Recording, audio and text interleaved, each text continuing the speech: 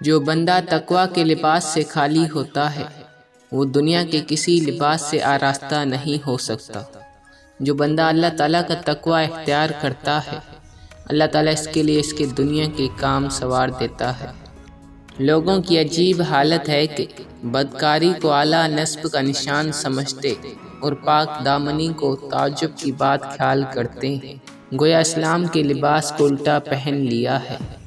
جاڑے کے موسم میں سردی سے پرہیز کیا کرو اور نکلتے جاڑے کی سردی میں بیٹھا اور سویا کرو، کیونکہ یہ آدمیوں کے بدن میں کمزوریاں نکال دیتی ہے۔ بے شک موجودہ لوگوں کے لیے گزشتہ اشخاص کے حالات میں بھی عبرت اور بلا شبہ پچھلوں کے لیے پہلوں کے واقعات میں نصیحت ہے۔